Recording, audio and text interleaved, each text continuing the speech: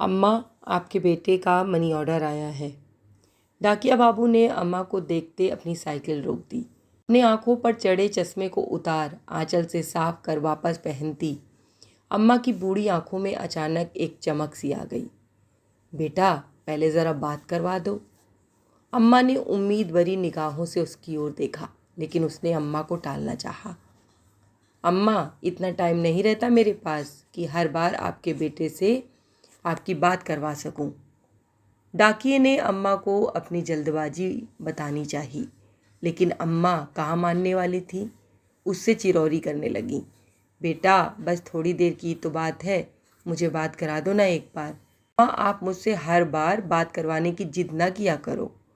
ये कहते हुए डाकिया रुपए अम्मा के हाथ में रखने से पहले अपने मोबाइल पर कोई नंबर डायल करने लगा।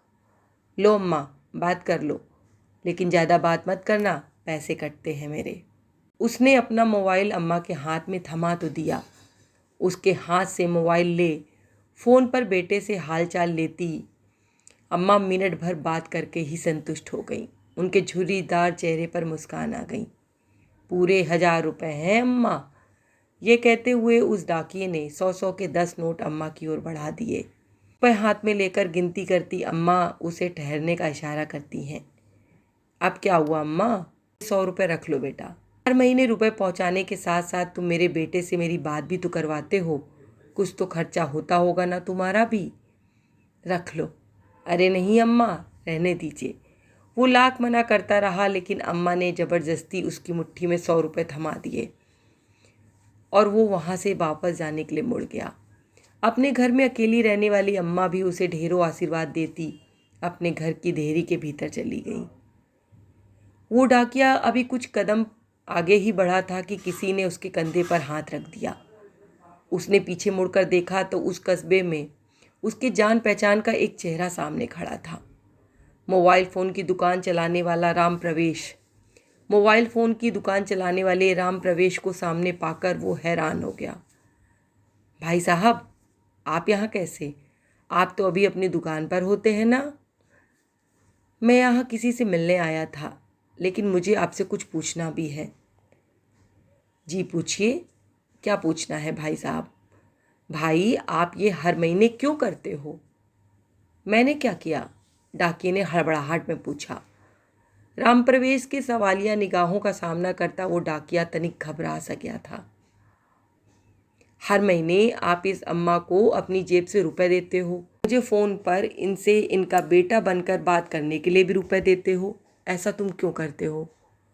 राम प्रवेश का सवाल सुनकर डाकिया थोड़ा सा सकपका गया, मानो अचानक से उसका कोई झूठ पकड़ा गया हो। लेकिन अगले पल ही उसने सफाई दी।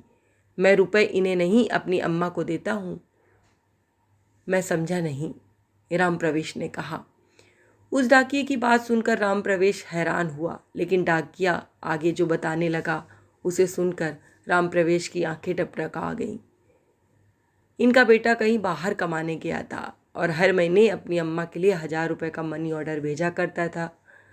लेकिन एक दिन मनी ऑर्डर की जगह इनके बेटे के दोस्त की एक चिट्ठी अम्मा के नाम आई। उस डाकिये की बात सुनते राम प्रवेश को और जिज्ञासा हुई। क्या लिखा था उस चिट्ठी में? बताओ तो। संक्रमण की वजह से इनके बेटे की जान चली गई थी और वो अब नहीं रहा था। फिर क्या हुआ भाई? राम प्रवेश की जिज्ञासा दुगनी हो गई, लेकिन डाकिये ने अपनी बात पूरी की।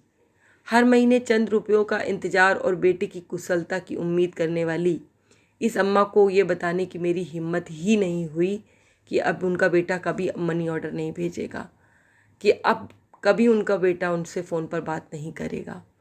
मैं हर महीने अपनी तरफ से इनका मनी ऑर्डर लेकर आता हूँ। लेकिन ये आपकी अम्मा नहीं है ना, फिर आप ऐसा क्यों करते हो? लेकिन ये तो मेरी ही अम्मा है। मैं हर महीने 1000 रुपये अपनी अम्मा को भेजता था। अब मेरी अम्मा भी कहाँ रहीं? ये कहते हुए उस डाकिये की आंखें भर आईं और राम प्रवेश की भी।